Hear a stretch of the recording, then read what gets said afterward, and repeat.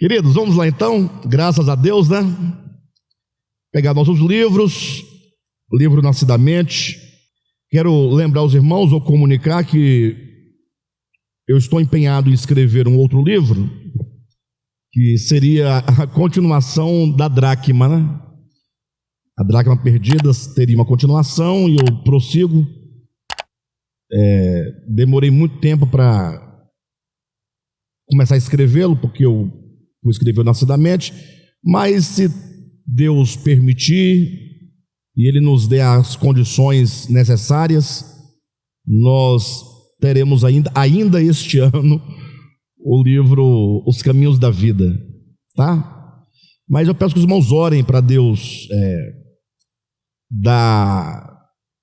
trazer o direcionamento desse livro, porque eu cheguei numa situação dele em que está como que travado ali numa situação e eu preciso desenvolver, né?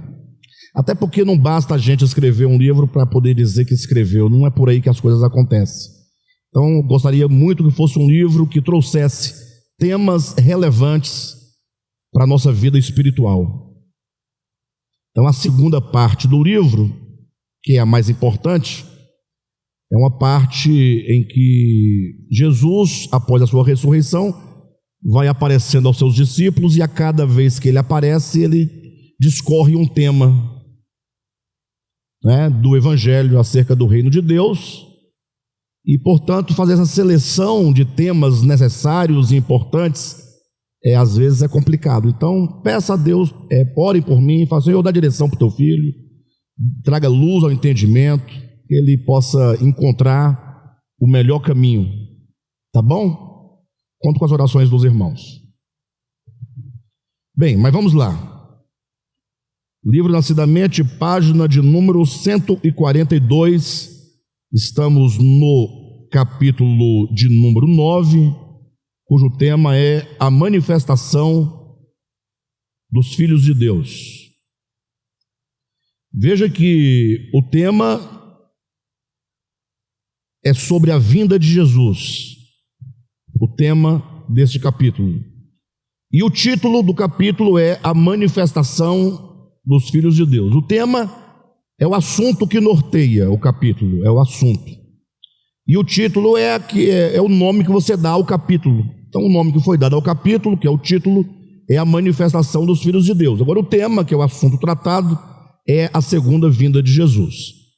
Como já temos dito, a vinda de Jesus é um dos temas importantes, ou mais importantes da Escritura, depois do tema da ressurreição. Tudo sobre Jesus é muito importante, né? Mas é como Paulo traz para nós a importância do tema da ressurreição. E falando sobre a vinda do Senhor, já temos falado que se trata da expectativa dos séculos e dos milênios da história da humanidade. Temos dito que a vinda do Senhor é a nossa esperança, é aquilo que nos motiva a caminhar, porque nós temos por premissa a revelação, a profecia, a promessa de que nosso trabalho não é vão. Ou seja, o que nos motiva a prosseguir é saber que a nossa vida tem um sentido muito maior do que esta precária existência. Imagine só se a vida humana se acabasse com a morte física e não houvesse absolutamente mais nada depois daí. Tem aqueles que acreditam assim, né? Mas nós cremos que a vida é muito maior do que essa precária existência humana.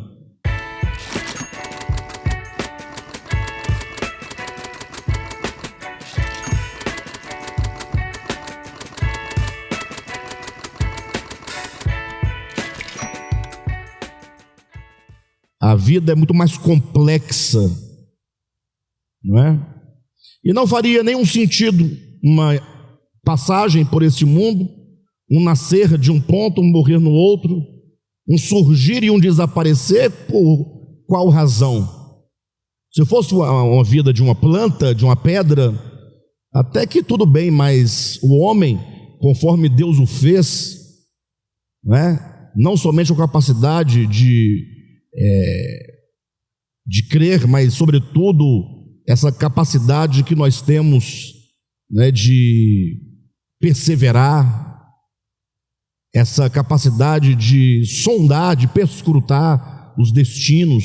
Tudo isso é dom de Deus. O homem, ele não é uma mera criação, ele é muito maior do que a vida vegetativa, né?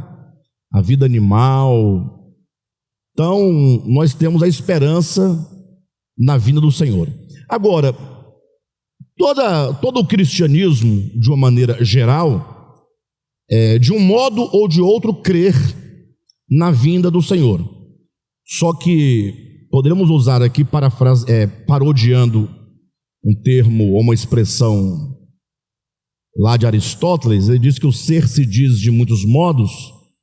Poderíamos dizer que a vinda de Cristo é algo em que todos creem, mas se crê de vários modos. Não há nenhum prejuízo nisso, né? O fato é que a vinda do Senhor para o cristianismo é um consenso. O que não é consenso é o modo como as coisas deverão acontecer. E no âmbito da escatologia não há consenso, e creio que nunca haverá, não é? Porque é do homem essa especulação, e como nós não temos o fato consumado ou realizado, não temos como precisar. Agora, ao estudar esse tema tão importante, nós precisamos nos aproximar o máximo do seu significado, do seu sentido. E é o que nós estamos procurando fazer, compreender a vinda do Senhor, como isso vai se dar de modo relevante na nossa experiência humana. A maioria dos crentes, né, a começar pelos católicos, inclusive, com todo respeito aos nossos irmãos, eles acreditam na vinda do Senhor como sendo um momento em que Jesus virá, num sentido histórico, público, pessoal. São até expressões que se usam muito, mas eu apresento esses aspectos para reforçar o fato de que eles acreditam que Jesus vem para levar um povo de um lugar para outro. Ou seja, a terra não está boa, então vamos levá-los para o céu, para morar no céu, não é? E os ímpios também não estão bem, então leva eles para morar no inferno, no lago de fogo, no tacho de fogo.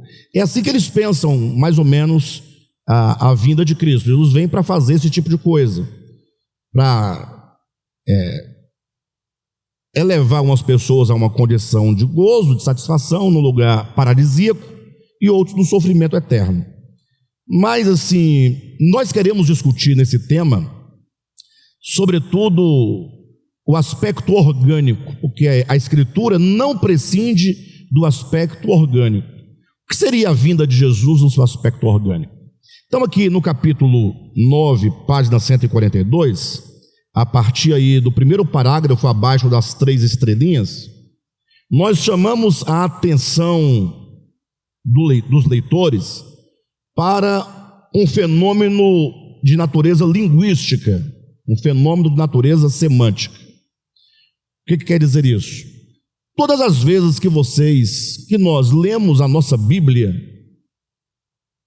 que é uma tradução de língua portuguesa dos textos de língua hebraica, aramaica e grega, toda vez que você lê o Novo Testamento, e o Novo Testamento em língua portuguesa se refere à vinda do Senhor, à volta de Jesus, etc., você vai encontrar a palavra em português, o verbo vir,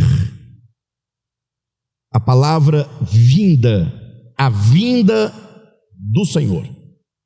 Agora, pensa uma coisa comigo, quando você fala de vinda, de vir, veio, virá, são todas as extensões de uma mesma palavra, logo o que vem à nossa mente?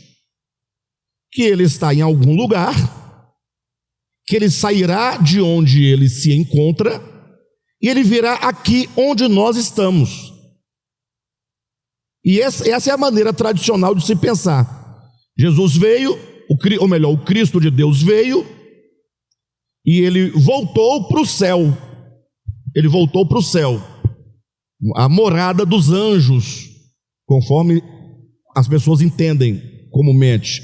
A morada de Deus, para piorar a coisa, os cristãos pensam que existe o céu, um lugar, uma dimensão celestial de muita luz, de muito gozo, de muita paz, de muita serenidade, onde Deus mora. Onde Deus mora. E você vai encontrar essa afirmação abundantemente na Bíblia. Que Deus mora no céu, seu trono está lá, ele está rodeado de anjos.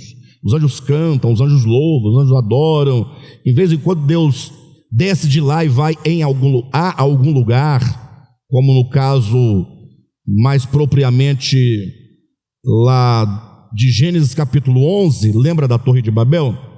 O texto diz assim que Deus, num dado momento, ele conversando muito provavelmente entre si, porque esse si seria uma trindade, Pai, Filho e Espírito Santo, e ele fala assim: olha, eu tenho ouvido falar que lá na terra a coisa tá feia, tá difícil. Eu estou ouvindo daqui os clamores do povo lá. Essa é a linguagem bíblica, tá? Então, vamos descer lá, vamos lá, para nós verificarmos se as coisas são assim como nos chegaram mesmo ou não. Parece que no texto dá a entender que alguém lhe comunicou que a coisa aqui não estava boa. Alguém levou a notícia para ele: o negócio lá está feio, se o Senhor não intervir vai ficar complicado. Aí ele diz: então vamos lá resolver. E diz que ele veio aqui resolver o problema. Desceu aqui na terra, e aí vocês sabem, confundiu as línguas e tal.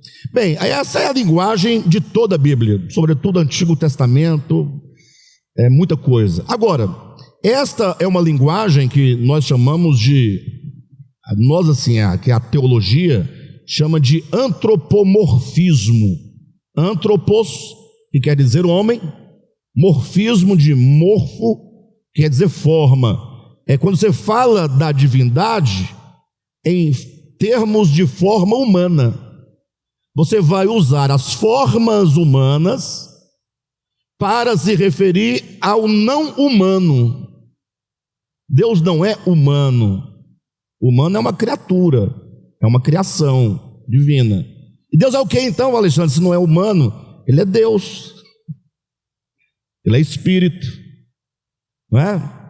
E também usa-se uma outra expressão para se referir a Deus quando se confere a Ele sentimentos humanos. Antropopatismo, de antropos, homem, e patos, que é paixão, sentimento, desejo. Fala que Deus tem vontade, que Deus que Deus tem ciúmes. Conferir sentimentos humanos a Deus, que Deus se arrependeu-se Deus de ter feito o homem, tal. Mas eu quero advertir os irmãos que isso é apenas uma linguagem. Quando se lê a Bíblia, você tem que saber que a Bíblia trata de um ser que é inominável. Deus não pode absolutamente ter nome. Não é Jeová, não é Jeová, não é Javé, não é Iavé. Tudo isso são nomes que os homens dão à divindade, ou que nos seus êxtases, nas epifanias que aconteceram lá, a divindade teria se apresentado com tais nomes. Mas o fato é que os nomes, quando você dá nome a uma coisa, quando você diz assim, isto aqui são óculos, dizer que isso aqui é óculos é dizer que isso aqui não é celular. Ou seja, o nome, ele delimita a coisa. O nome, ele põe termo às coisas. E logo, os nomes só podem se referir às coisas limitadas. As coisas são da criação, as palavras são criadas para se referir às coisas criadas, os nomes semelhantemente, Deus é o inominável. Houve quem dissesse uma vez, o inominável de 1000 nomes. Extraordinário, né? O inominável de 1000 nomes. Porque sendo ele inominável, não tem nome. Só que ele tem 1000. 1000 é um número simbólico para dizer que são muitos. Porque cada ser humano, na sua experiência, dentro do seu tempo, dentro da sua cultura, vai se referir à divindade por meio de um nome, porque isso é uma necessidade humana, não divina. Deus, ele não pode ser pensado absolutamente em termos meramente humanos. Nós vamos usar a linguagem antropomórfica, vamos usar a linguagem antropopática, mas na consciência de que isso é uma necessidade nossa, mas que não podemos exaurir Deus nas limitações das linguagens, dos nomes, das coisas, porque Deus, ele não pode nem mesmo ser pensado. Não que seja proibido, mas é porque o pensamento humano não é suficiente, não é capaz de pensar Deus. Não tem como. Tudo que se sabe sobre Deus, todo o conhecimento de todos os tempos, de todos os povos, juntos, não expressam Deus absolutamente. Talvez seja por isso que Paulo vai usar uma expressão interessante lá em Romanos capítulo 1, quando ele diz, aquilo que é de Deus se pode conhecer. Ou seja, todo conhecimento é aquilo que o homem consegue alcançar, e por meios ainda muito limitantes, que é a intuição, não é? A revelação.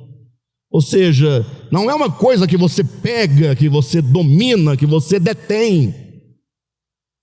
Então nós vamos lidar sempre com uma linguagem precária para falar de algo adimensional.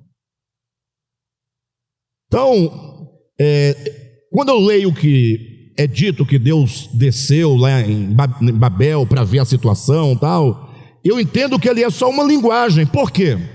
Porque Deus absolutamente não pode descer a lugar algum. Deus não pode ir a lugar nenhum. Não é interessante isso?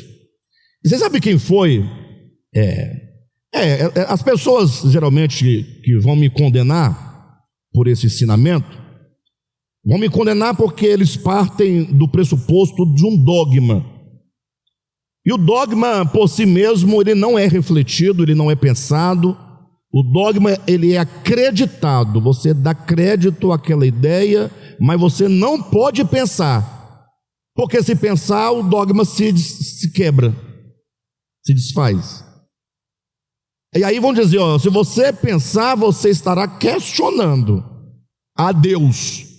Eles não falam que é ao dogma. E aí você vai pecar. Então a pessoa, para não pecar, não questiona o dogma. Mas veja,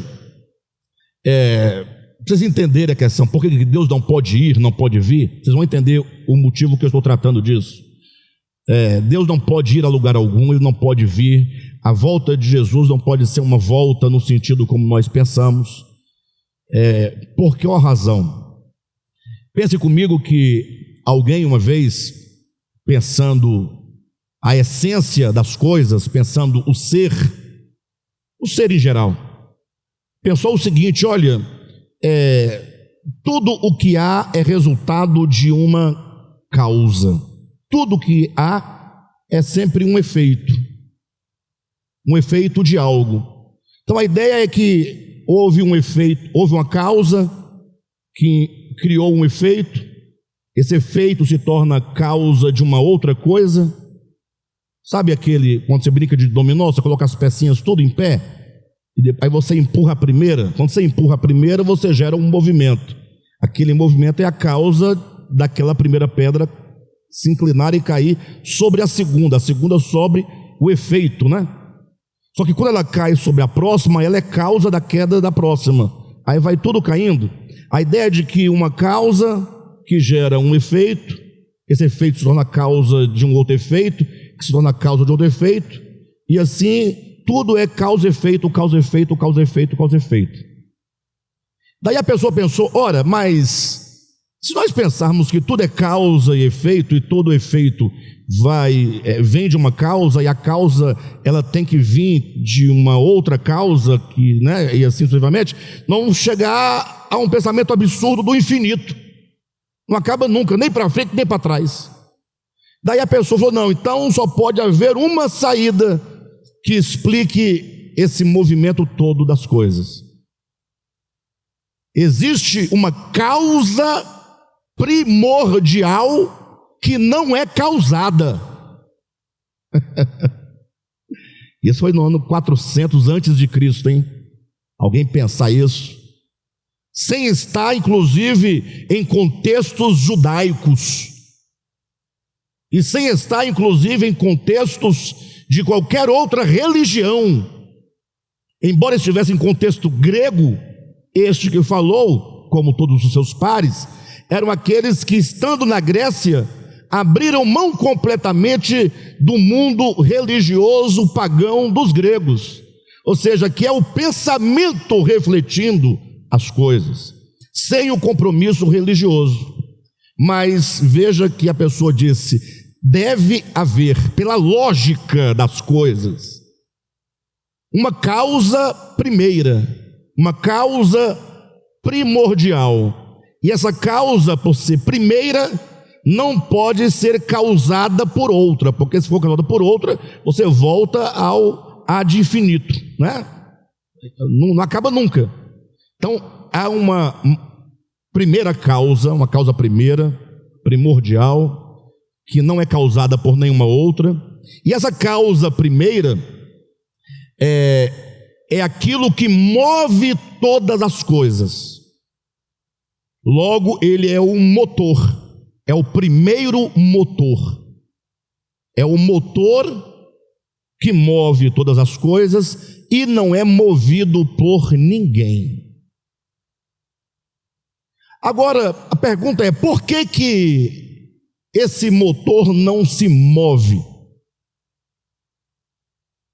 Porque a ideia de movimento, ou melhor, a ideia de movimento é exatamente o percurso e a distância entre dois pontos.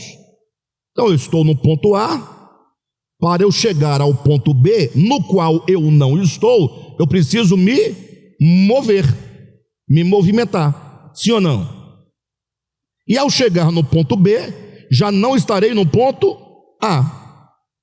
Agora pense comigo, se toda a ideia possível que nós temos de movimento depende da ideia de espaço-tempo, porque o movimento acontece no espaço entre o ponto A e o ponto B, não tem que ter um espaço, e esse espaço não pressupõe o tempo que eu vou gastar para chegar do outro lado, sim ou não? Você vai sair de Brasília, vai até Goiânia, você não vai percorrer um espaço de 200 quilômetros, e você não vai gastar 2 horas e meia nesse deslocamento, se tudo correr bem. Então, toda a ideia de movimento tem que passar pela ideia de espaço e de tempo. E a ideia de espaço e de tempo é a ideia de todo o universo. O universo é uma questão de espaço-tempo, não é isso? Quando a Escritura então diz que todas as coisas, que todo o universo, que todas as galáxias, que todos os mundos, que todas as existências existem em Deus, existem nele. Então pense Deus enquanto aquilo que é infinito, e tudo que existe de criado são as coisas finitas dentro dele. É óbvio que o infinito, ele deve, porque é infinito, está presente em todos os finitos, porque o infinito não pode dizer assim, olha, eu estou neste finito, mas não estou naquele finito. Ora, logo você não é infinito, mas para usar uma linguagem bíblica, logo você não é onipresente. Então, quando o cristianismo alto e bom som declara em verdade que Deus, para ser Deus, necessariamente ele tem que ser onipresente, quer dizer que Ele está em todos os lugares, o que seria correto, mas não seria ainda suficiente. Poderíamos dizer que são todas as coisas que estão nele, e não que ele exatamente é que está. Ele não está, são as coisas que estão nele. Logo, se a ideia de movimento é uma ideia de deslocamento de um ponto a outro, como é que Deus, que é infinito, pode sair de um lugar e ir para outro onde ele não esteja, se tudo o que existe está nele, se o tempo está nele, se o espaço está nele, se o universo está nele?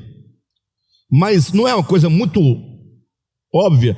Isso é exaltar os atributos divinos, é pensar Deus nos limites da nossa razão, do nosso pensamento, mas para torná-lo cada vez maior aos nossos olhos.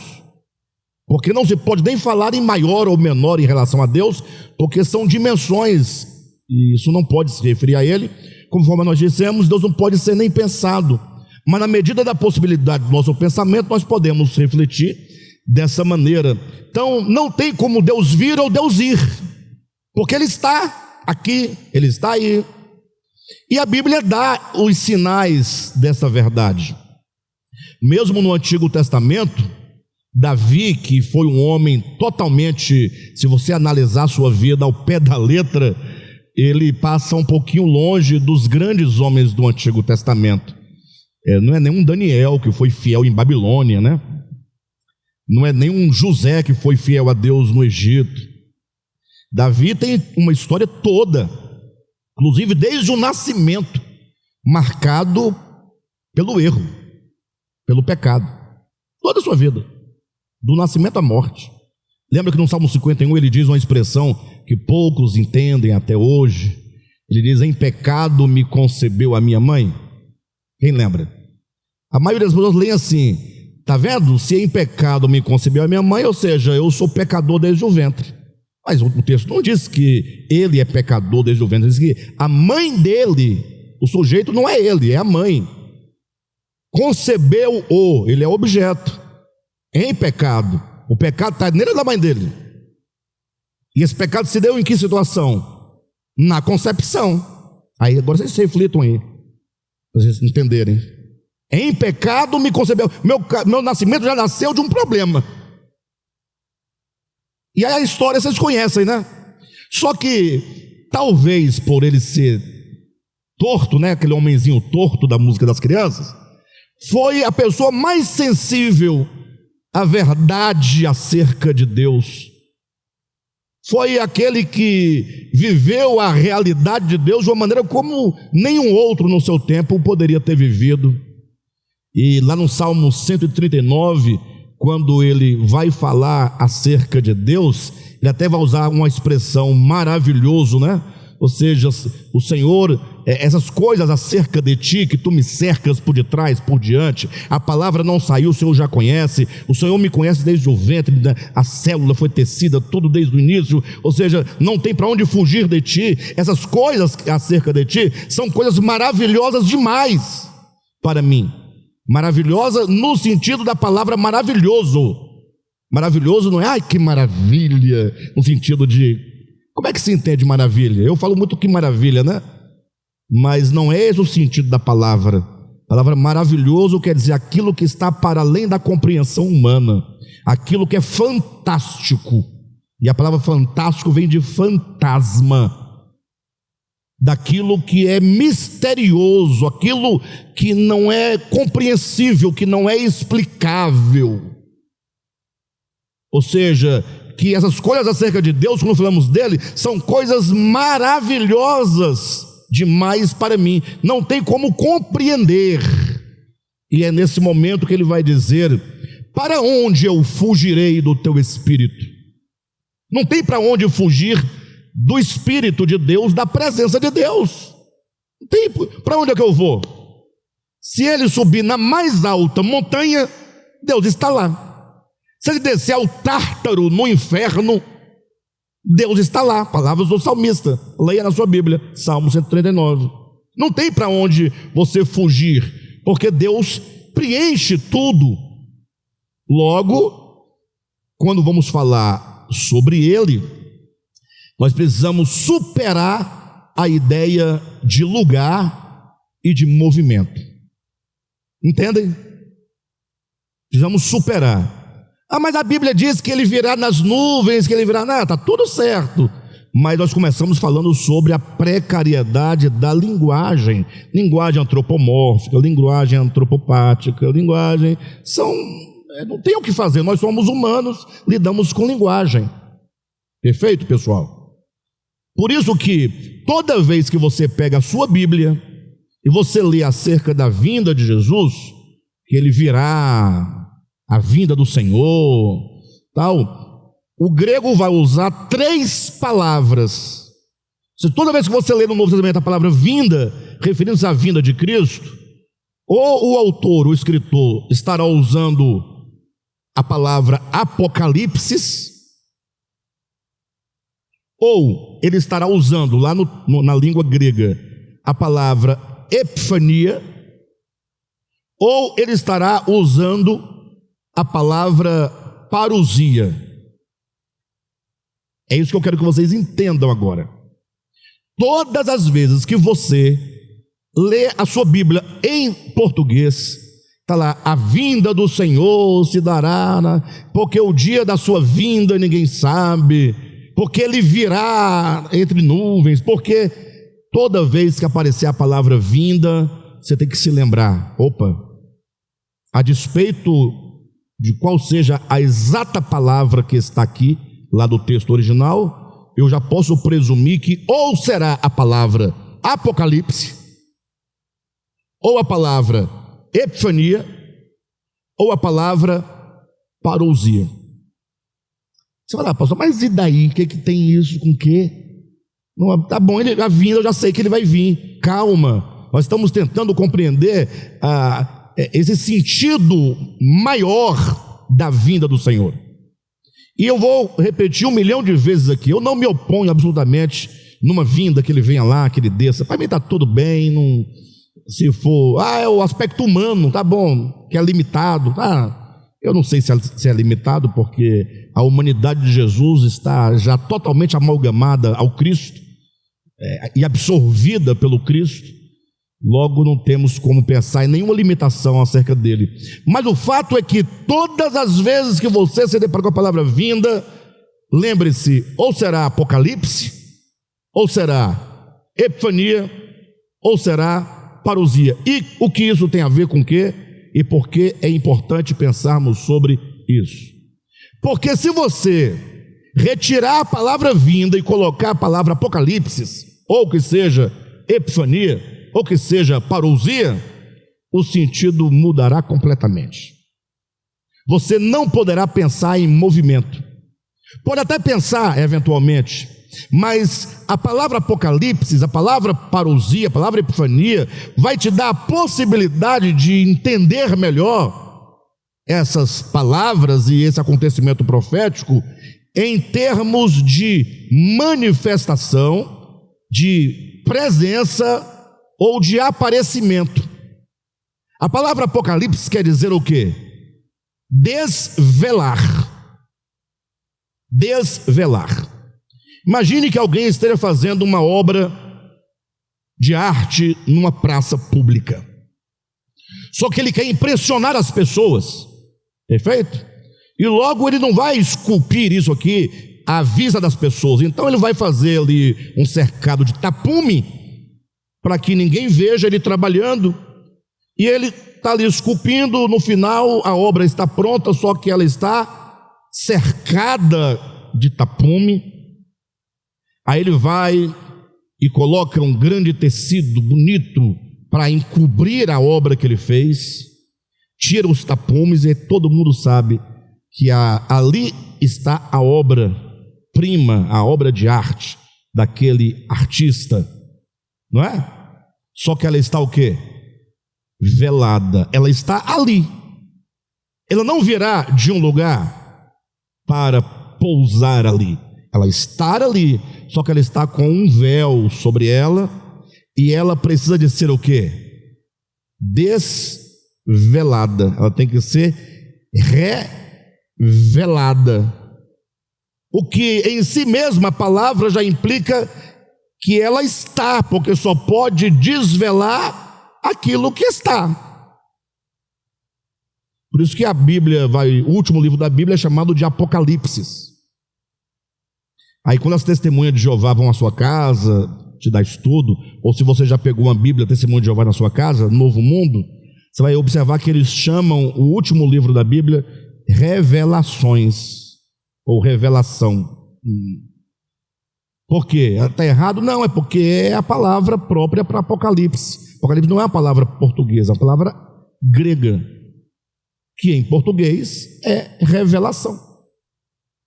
Então, a palavra vinda de Jesus, em muitos lugares do Novo Testamento, dá essa ideia de revelar, de desvendar, de tornar visível aos olhos. Ou seja, ao falar da vida de Jesus, estou falando de que esse Jesus, que nós paradoxalmente, ou melhor, que o cristianismo, paradoxalmente, diz que ele virá, porque ele não está aqui, ele está no céu. Mas eles dizem que esse Cristo, Jesus, habita neles. Como é que habita neles e habita lá? Só tem uma maneira de explicar. É porque ele ocupa tudo. Ele é onipresente. Logo, se ele é onipresente, ele está em mim, está em vocês, está no mundo inteiro, está nas águas, está nos pássaros, nos ares, nas galáxias, também está no céu, se é aqui se pode dizer assim. Logo não tem como ele vir, ele já está. Ele tem que ser o quê? Revelado. Apocalipse. A palavra epifania, não é? Quer dizer manifestação. Não é? Manifestação. O que em si mesmo, essa palavra implica o quê? Que ele já está lá, ele só precisa se manifestar, se mostrar, se dar a conhecer. Como a palavra parousia, que quer dizer o quê? Presença. Então é a presença que está o quê? Velada. A presença de Cristo. Lembra que Jesus Cristo, quando ressuscitou, ele falou para os discípulos: olha, no mundo tereis o quê? Aflições, mas tende bom ânimo, eu venci. E eis que eu estou convosco todos os dias, até a consumação dos séculos. Aí eu pergunto: Jesus está conosco todos os dias? Todos os dias? Nunca deixou de estar? Então ele está aqui ou está lá? Vocês entendem que quando você começa a colocar esses textos para dialogar, mas ele ascendeu aos céus. Sim, nós estamos tratando de linguagem antropomórfica. Vocês querem um nó na cabeça para vocês perceberem que a coisa é tão grave e complexa, para que ninguém fique me acusando de heresia, o que não vai resolver nada? Vão continuar falando? Quem foi que se fez carne? Só para a gente poder pensar um pouco. Quem se fez carne?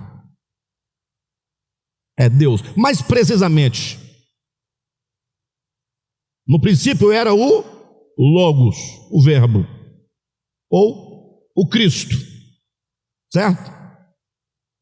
O Cristo estava com Deus, o Cristo era Deus, não é? Então, o Cristo se fez carne. Aí a ideia é que ele vem para o ventre de Maria, não é? Mas tem como ele vir? Me respondam. Por que não tem como ele vir? Porque todas as coisas, nos céus, na terra, debaixo da terra, os mundos visíveis, os mundos invisíveis, sejam tronos, principados, potestades, dominadores, toda criatura, existem nele, no Cristo. Nele existem, nele se movem, nele vivem. Como é que esse Cristo vai sair de lá e entrar no ventre? Ah, então você está negando? Não, então, não tem nada de negar. Eu quero apenas dizer para vocês que a Bíblia vai usar dessas linguagens, de descer, subir, veio, foi, tal, está aqui, não está ali, mas é só a linguagem humana. Quando se trata da divindade, vai devagar. Então o melhor é nós procurarmos nos aproximar o máximo do entendimento dessas relações. No caso da vinda de Jesus, nós estamos já trazendo de antemão para vocês que devemos estar atento à palavra vinda, que será ou Apocalipse, ou Epifania, ou Parousia. Vamos ao livro. Página 142. O essencial acerca desse assunto, o assunto é a vinda do Senhor, encontra-se substancialmente no significado de 3 palavras gregas traduzidas por vinda em nossas versões da Bíblia em português: Apocalipse, Epifania e Parousia. Estranhamente ao que ensinam as linhas tradicionais de escatologia, esses 3 vocábulos significam respectivamente desvendamento, manifestação e presença.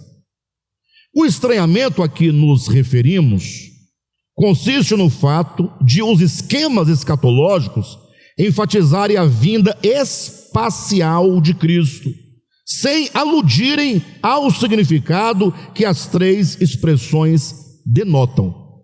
Ou seja, nós aqui achamos estranho o fato de a teologia convencional, as escatologias, as muitas escatologias, falam da vinda de Jesus enquanto Apocalipse, Epifania e Parousia, mas eles nunca tornam claro que essas palavras denotam presença, manifestação, desvelamento. Eles não se preocupam em falar isso. Parece que, conforme nós falamos domingo aqui na ministração, parece que eles pensam que a igreja não tem condições de pensar isso, de entender essas coisas. Logo, por que você vai ficar gastando tempo com a igreja explicando isso? Você pode tirar dinheiro de uma maneira mais fácil delas. Essa é a ideia.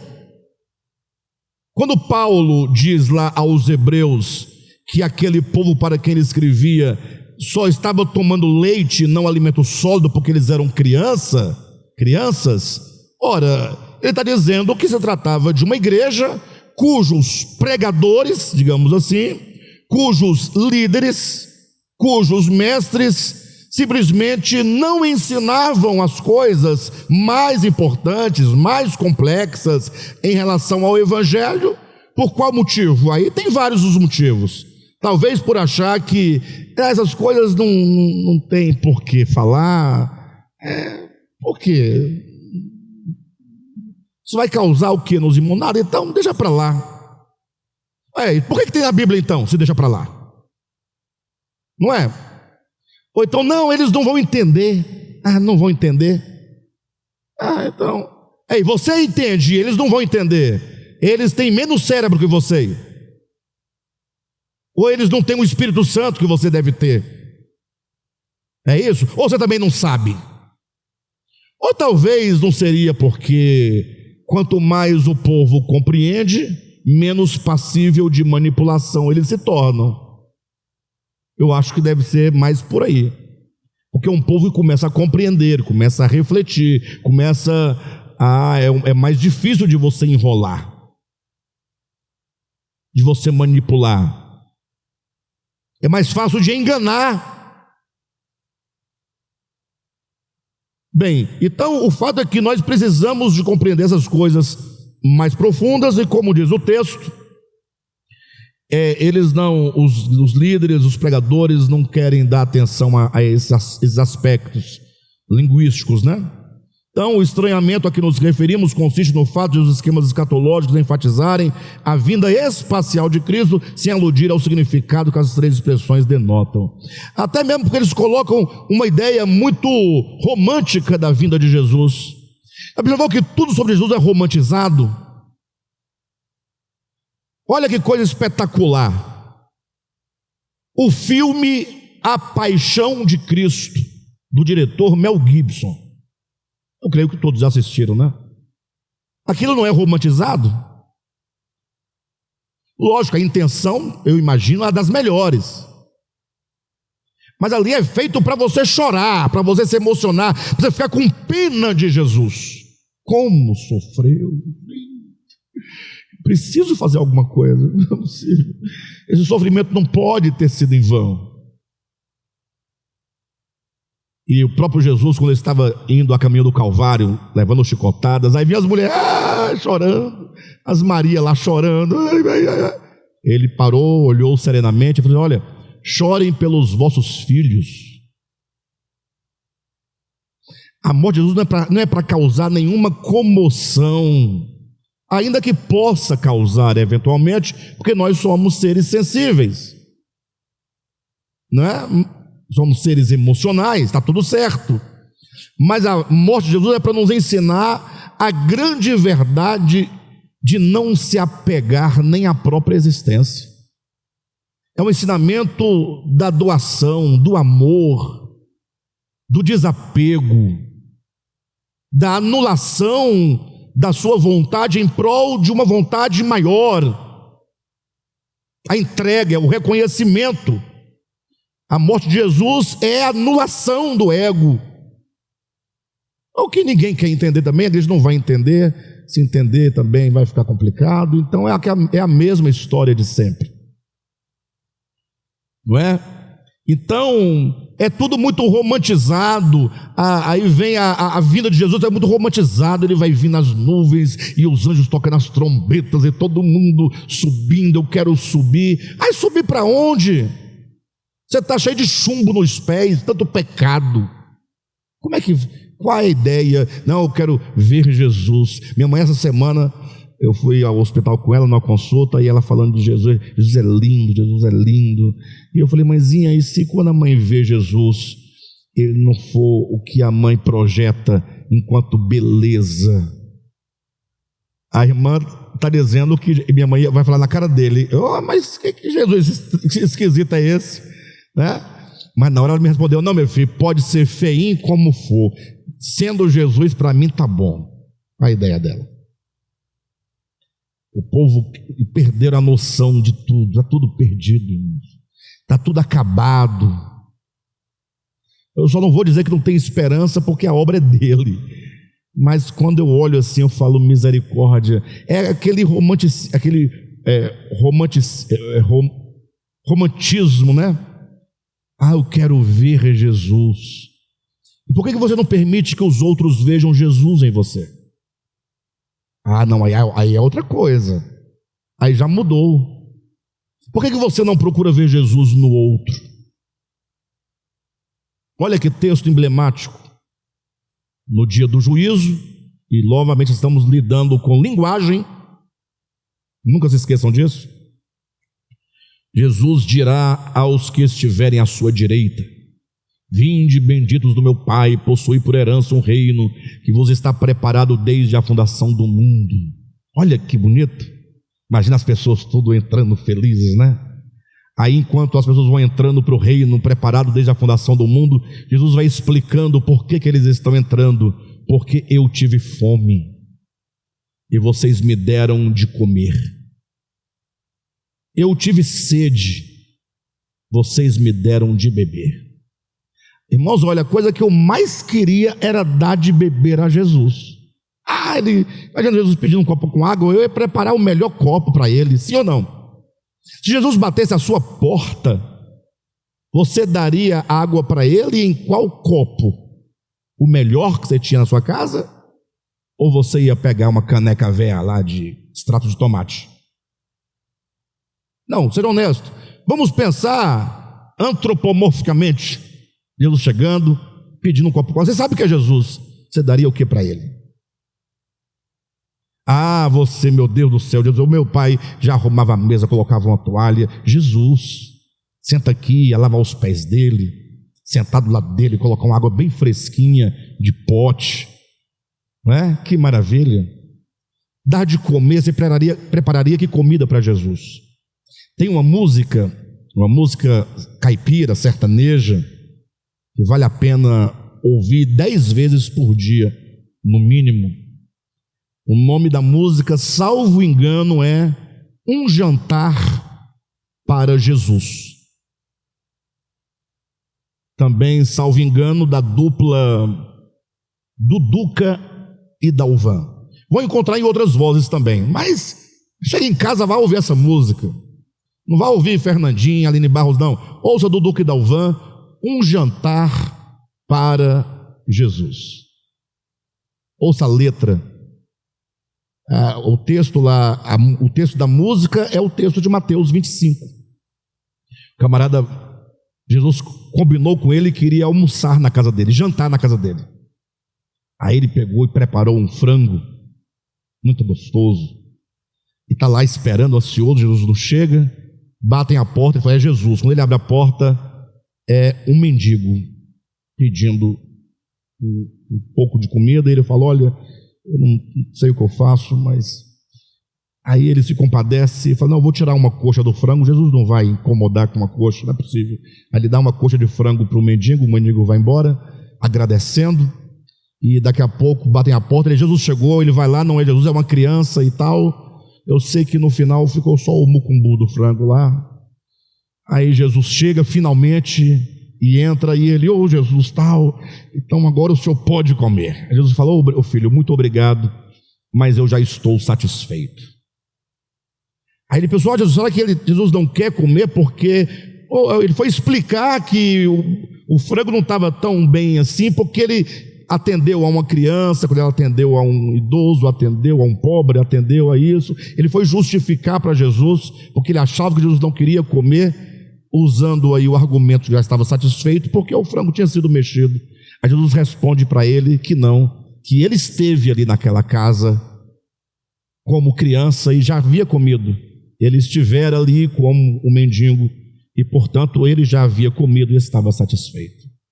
Então, assim, é porque a música é do demônio, né? É música do mundo. Essa música é do demônio, sabia? É porque ela é música do mundo, gravado por uma dupla chamada Duduca e Dalvan, ímpios que vão queimar no fogo do inferno, não é? Não é música de cantar igreja, não. Música de igreja é música, né, que fala de vingança, não é? De um Deus que faz acepção de pessoas. Essas são as músicas dos salvos, dos santos, né? Bem, mas enquanto o povo vai entrando no reino preparado de antemão, a Jesus vai dizendo: porque eu tive fome, me deste de comer, tive sede, me deste de beber e tal, vai falando. Aí eles perguntam: mas Senhor, quando foi que nós te vimos com fome, ou com sede, ou nu, ou preso, e nós te assistimos, te socorremos? Jesus falou assim: quando vocês fizeram isso a um dos meus pequeninos irmãos, fizeram a mim. Qual que é o ensinamento aqui? É escatológico, porque no dia como é que vai ser o juízo? Não. O ensinamento aqui é o seguinte: você precisa ver Jesus no outro. Se você não é capaz de ver Jesus no outro, não espere vê-lo na nuvem. Bobagem. É bobagem. E se você vir Jesus no outro e servir a Jesus no outro, aí quando ele vê lá na nuvem, aí você vai ficar feliz. Se ele vier sobre a nuvem, dentro da nuvem, debaixo da nuvem, ele que ele vier tá bom, não tem problema. Mas o povo não quer saber de ver Jesus no outro, ele quer ver lá, né, descendo com os rigores e os sons de trombetas e o céu tremendo e os ímpios correndo e os cavalos marchando, e todo mundo é o romantismo que ou faz você, se você se julga suficientemente santo e preparado para poder se encontrar com ele, e aí Jesus, beleza, posso te dar um abraço? Vem cá. Nada a ver. Ou para gerar medo, para que o outro tenha medo. A maioria das pessoas, hoje não, porque hoje em dia mudaram a estratégia, né? Mas no meu tempo de juventude, a estratégia era o medo. Todos que se convertiam, ou melhor, na sua maioria, convertiam-se pelo medo. Hoje o medo, o povo ficou mais inteligente, né? Hoje é a ganância, ele vai te dar tanto, aí você vai para ganhar alguma coisa. A estratégia hoje é quanto ele pode te dar hoje. Aí você, ganancioso, quer melhorar suas finanças, quer se livrar de um caroço, de uma espinha, de um bico de papagaio, de uma hemorroida, de uma coisa, aí você vai atrás dele para resolver a questão. Mas no meu tempo, irmãos, a pregação ia, aí no final, quando começava a fazer ali o apelo durava 20 minutos, às vezes 30 minutos, e enquanto ele cantava, aí o órgão começava a tocar bem baixinho, aí daqui a pouco o coro já ia também cantando suave e baixinho, né? Meu amigo, hoje tu... Quem lembra? Tens a escolha, vida ou morte, qual vais aceitar? Amanhã pode ser muito tarde. Hoje pode ser tarde. Aí o pastor ia dizendo, porque amanhã pode ser tarde demais, hoje pode ser o seu último dia de vida, a sua última oportunidade, não deixe. A pessoa ia ficando com medo, eu aceito, porque vai que eu morro daqui a pouco. Aí aí ia dando os exemplos, que alguém foi atropelado por uma carreta, né? O outro, né, aí cada exemplo e testemunho que a pessoa ou ia, ou ela ia, e no final, se não fosse, o pessoal ficava bravo e dizia, se não vem hoje pelo amor, virá pela dor. Aí pronto, aí era de arrepiar. Bem, mas com tudo isso, falando-se da vinda do Senhor, há muito romantismo em torno da vinda. As pessoas querem essas coisas, essas relações de um encontro, né, de uma festa, né? Essa manhã eu vi um pastor dizendo que nós vamos sentar à mesa com Abraão, Isaac e Jacó. Está na Bíblia, Deus falou, mas não sabem entender o sentido de uma metáfora, né? Porque Abraão, Isaac e Jacó são as sementes da promessa da salvação, da fé. Assentar-se à mesa com Abraão quer dizer ter lugar nesta promessa, ser participante desta aliança da graça, é ser inserido, né? Mas não, eles querem sentar à mesa com Abraão, Isaac e Jacó. Aí as irmãs diziam assim, aí que teve uma visão, ela foi arrebatada. Geralmente quem são arrebatados são as irmãs. Em vez em quando aparece um homem arrebatado, mas esse homem arrebatado tem que ser ex-bruxo, tem que ser alguma coisa muito ruim no passado, assassinei tantas pessoas, comia defunto no cemitério, aí ele vai arrebatado. Mas irmão simples, igual a Marildo, não é arrebatado nunca. Agora, irmã da igreja simplesinha, que não fez nada, vive sendo arrebatada, porque eu não sei, é um fenômeno a ser estudado, né?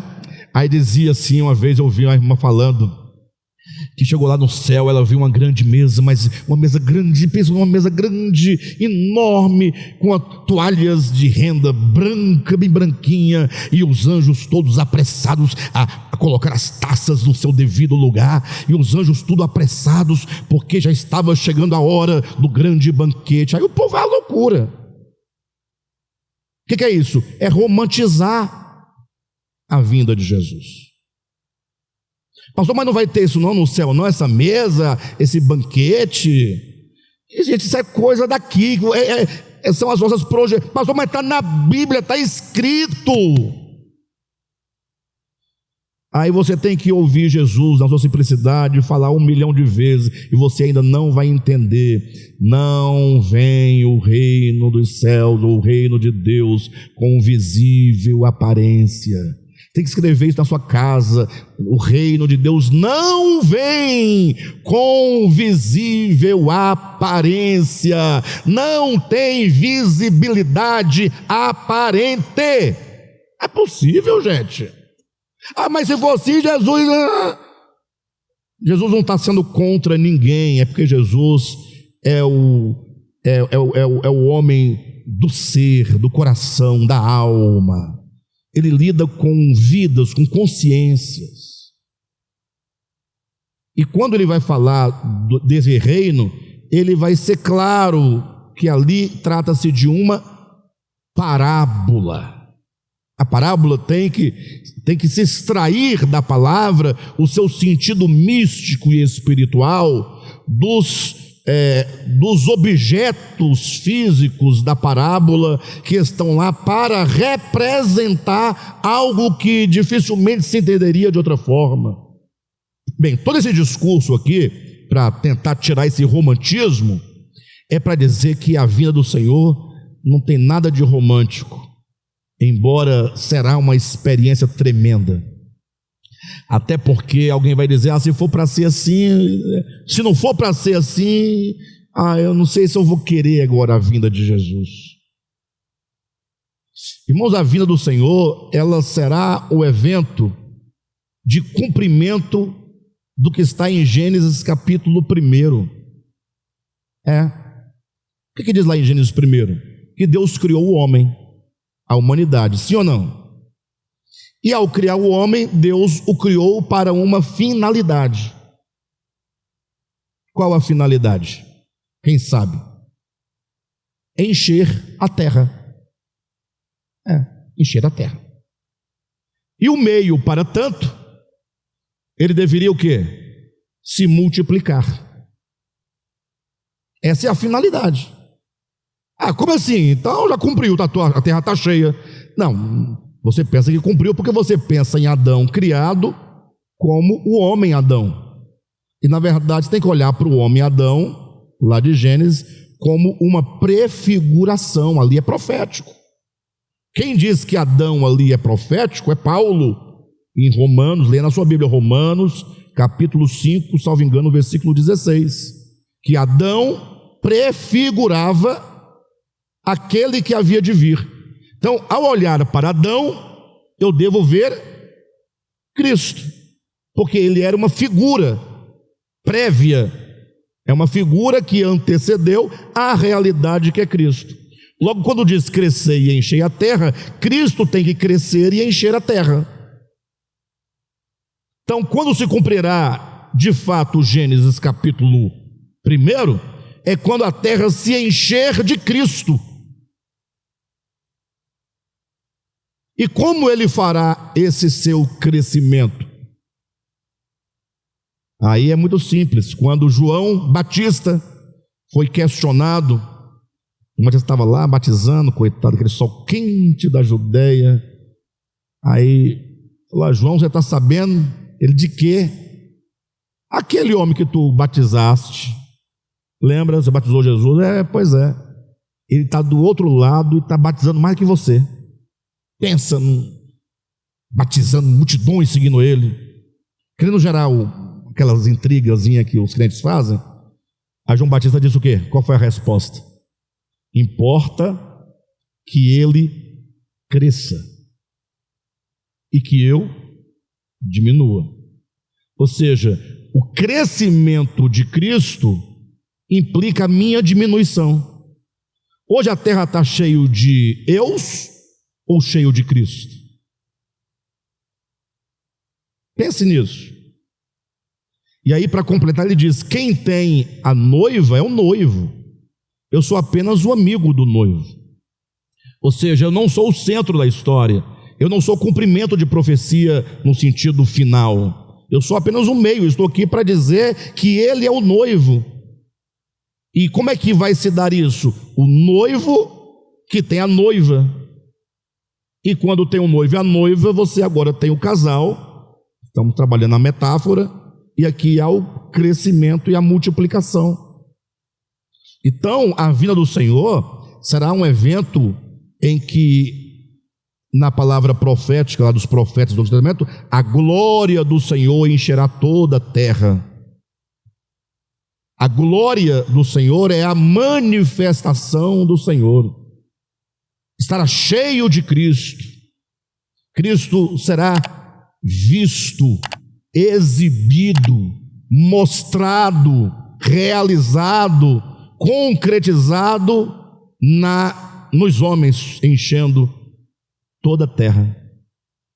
Isso não é nada romântico, porque isso vai exigir de nós a nossa diminuição e o seu crescimento. Aí nós ficamos agora desanimados, não queremos mais saber Eu gostava daquela vinda cheia de espetáculo, né? Os cavalos, as orquestras, as trombetas, era muito bonito. Mas de repente, vamos aguardar que talvez tenha essas coisas também. Não posso garantir que vai ter. Posso garantir que a terra se encherá de Cristo, da sua presença. Tá bom? Bem, eu vou encerrar por aqui. Só concluir aqui a leitura desse parágrafo, para a gente poder, na semana que vem, retomar. Página 142, último parágrafo. O estranhamento a que nos referimos consiste no fato de os esquemas escatológicos enfatizarem a vinda espacial de Cristo, sem aludirem ao significado que as três expressões denotam. Ou seja, enquanto Apocalipse, Epifania e Parousia trazem em seu étimo a ideia central de algo que, já estando entre nós e não podendo ser visto, precisa ser manifestado aos olhos vendados dos homens, a única ênfase dada a esse evento é a de um movimento, deslocamento de Cristo dos céus à terra, como se aqui ele não estivesse. Tá bom? Semana que vem nós vamos retomar deste ponto, página 143.